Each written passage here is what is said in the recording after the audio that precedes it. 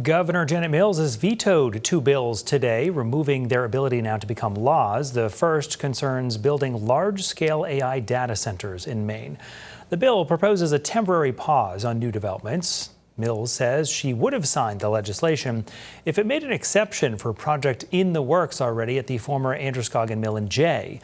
The second bill proposed sealing some criminal records from the public and would have created an automatic process.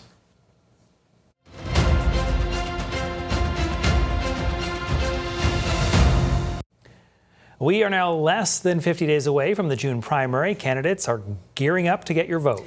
Today, two Democrats running for governor are explaining their plans. Christian Harsa joins us now from the newsroom with more on that. Hi, Christian. Hi, Brian and Amanda. Dr.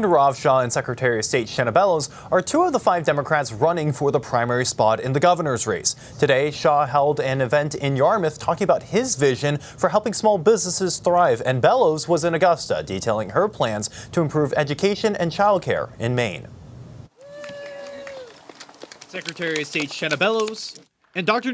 Shah have both put out their plans for Maine's economy. Now they're looking closer. Shah meeting in Yarmouth, talking about Main Street. Maine is a great place to build a business, but we can make it easier. And Bellows in Augusta, thinking about education. In order to recruit and train the next generation of teachers, we must raise teacher pay. Bellows also wants to add incentives for teacher training. My plan guarantees a state stipend of $10,000 for every teacher who mentors a student teacher in their classroom for the year. If she's elected governor, Bellows hopes to change how schools are funded, making at least 55% of school costs a state responsibility for all districts. School supplies and the full cost of special education and English language learning. The Secretary of State also wants more infrastructure spending. My plan proposes a statewide bond to build new schools and fix up existing ones all across the state. And while she's at it, improve in-school resources. Mental health care is health care, and our kids deserve to get the resources they need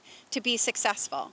When a business hires that first person, Shah says that is when a business starts on the road to growth. That is why he wants to eliminate red tape in Augusta. and make sure that the state government is working with small businesses and not against it.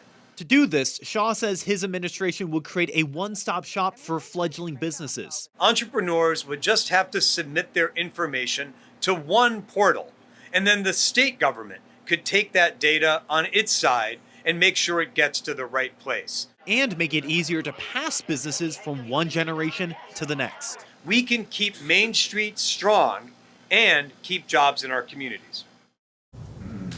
You can read more about the plans that Shah and Bellows have on their campaign websites and at newscentermaine.com. In the newsroom, Christian Harsa, News Center Maine. Also in the Maine governor's race, Hannah Pingree's campaign is announcing the Democrat has reached record-breaking fundraising. Pingree's team has collected nearly $2 million since her campaign began, earning contributions from all 16 counties.